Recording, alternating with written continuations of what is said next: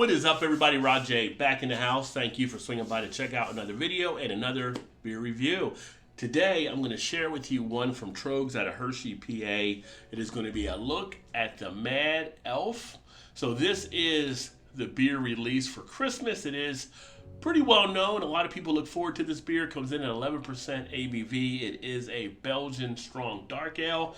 This beer is fermented with 5 different varieties of tree-ripened cherries, local wildflower honey, and also a spicy Belgian yeast. So last year, we actually had a panel over on Daddy Porter's channel kind of talking about this beer, but I had never released anything on it on my channel, so I want to do a solo review here.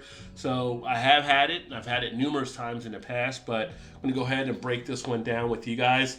Again, 11% ABV.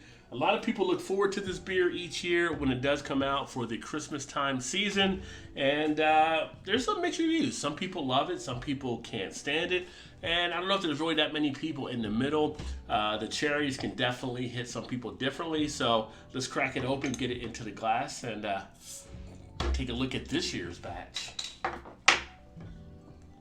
Tröegs does some good beers out of PA, so if you're ever around Hershey, definitely recommend maybe try and check them out at the brewery, or if you're anywhere around the Northeast area, maybe trying to get some of their beers. The beer itself does not hold a head for too long. As you can see just off that pour, the head's already dissipated. Head came out to be kind of tannish. You do have some good clarity in the beer. Look at all that bubble action. Bubbles are lively. The party is popping inside. Again, 11% ABV one more time, so you might want to take your time with these as you actually put these down. Now, I will be doing another version of this as well, so stay tuned. It'll be one of the varieties of it, so it's kind of more of, I guess you could say, a Belgian type variation, although it already is a Belgian strong dark ale. It's the Grand Cru version, so we'll see how that tastes any different to what this tastes. But aroma-wise, definitely get the nice feel of the cherries coming off. It almost feels like a cherry juice type bomb there. You get some tartness there on the nose, but the yeast, that spicy Belgian yeast does come through. Definitely lets you know that that's in play. Gives you that nice feel of it being kind of a Belgian style type beer. You get notes of the clove coming through. Very nice on the nose. Don't have to sniff really too hard. You got a little bit of kind of like a cinnamon type touch in there as well. But you feel like there's a little bit of a allspice, like spice type kick. Taste wise,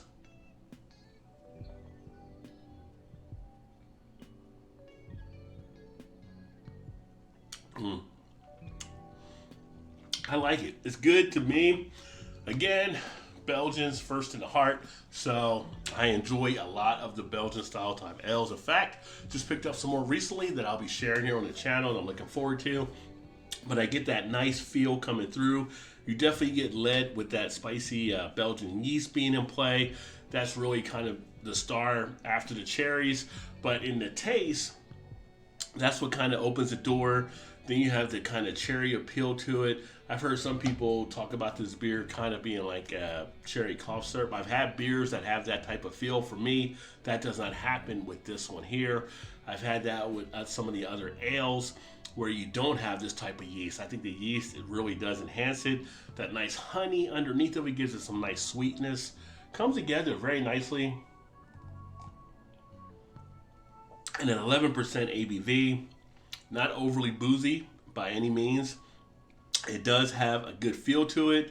You know, the cherry, the tartness is kind of turned down where you don't have overly tart type feel. So if you're worried about that, if you're worried about being too acidic, that's not coming into play either.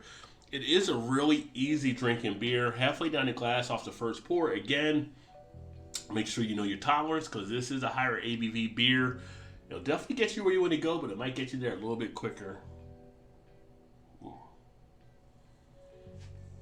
You hold it in the mouth for a second, you get a nice feel of the carbonation on the tongue, great prickling sensation.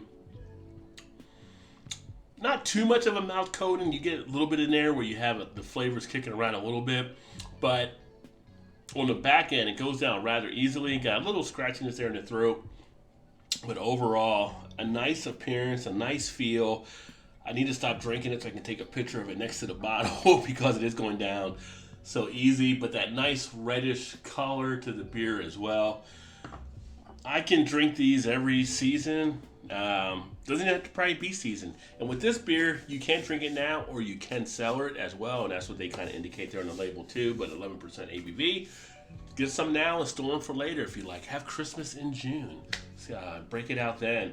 If you're like me and you can drink Belgians all year long, it wouldn't be a bad one to pull during the summer months.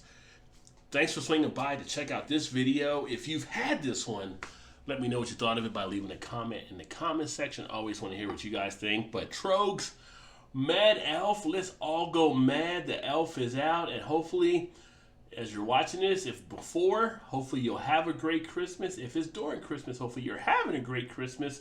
If it's after Christmas, hopefully you had a great Christmas. Thanks for swinging by. Look forward to catching up with you soon. Remember, there's always time to get your beer on. Drink beer, live hoppily. Cheers, everybody.